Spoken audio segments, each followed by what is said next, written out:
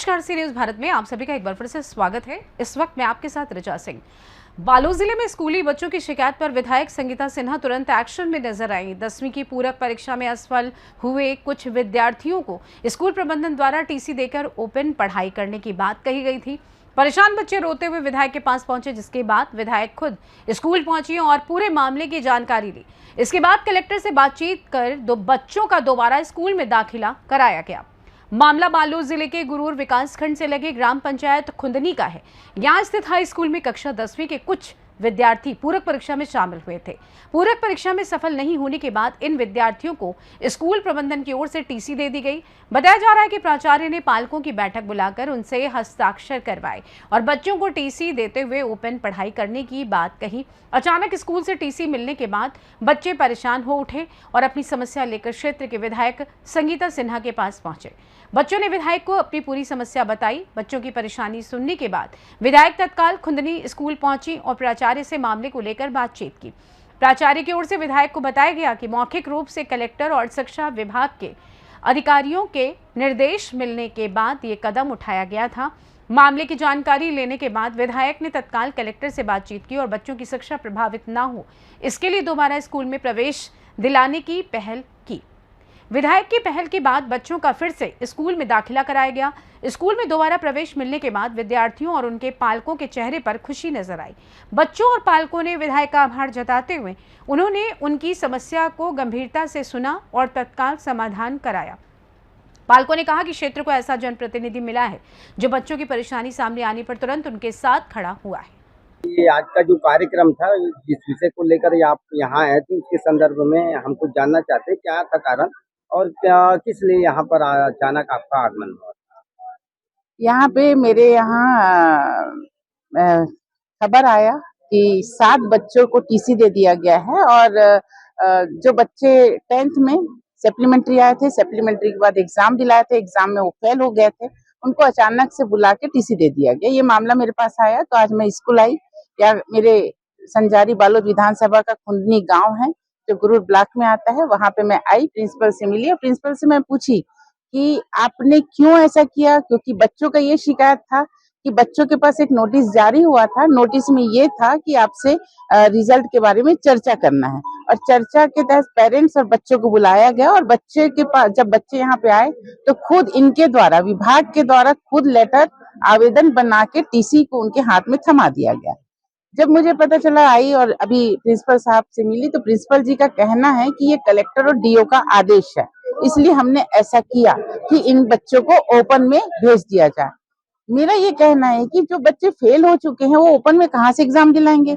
अगर जो बच्चे फेल हैं उनको तो विशेष रूप से ट्रीट की जरूरत है, उनको पढ़ाई की जरूरत है जो स्कूल में आके होगा। और वो बच्चे बहुत परेशान रो रहे हैं जिस दिन से टीसी मिला है।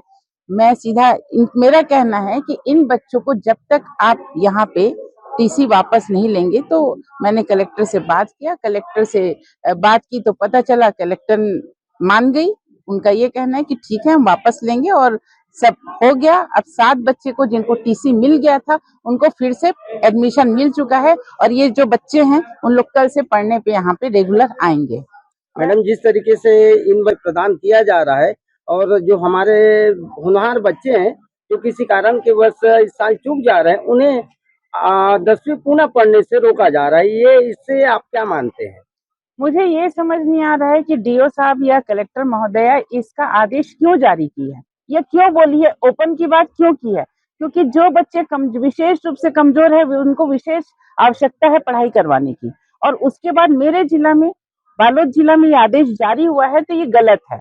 मैं इसका विरोध करती हूँ और मैं पता की हूँ कि ये जो आदेश है क्या पूरे छत्तीसगढ़ राज्य के लिए है, तो कहीं भी ऐसा नहीं किया गया है कि जो बच्चे फेल हुए उसको ओपन में डाला जाए। ये सिर्फ बालोद जिला में हुआ है, बालोद जिला में खुंदनी गांव खुंदनी में हुआ है और मुझे अभी पता चला है कि गुरूर के बॉयज स्कूल में भी ये हुआ है। कलेक्टर मैडम से बताया उन्होंने, आप उन्हीं से पूछ सकते हैं। मुझे जो जानकारी है मैंने किया और ये मेरा फर्ज है कि इन बच्चों का भविष्य बनाना। अगर इनको खुले में छोड़ दिया जाए ओपन पढ़ने के लिए, जो बच्चे स्कूल में नहीं पढ़ पाए वो क्या ओपन में पढ़ लेंगे, क्या खुद से पढ़ लेंगे क्या? नहीं है, ये गलत है।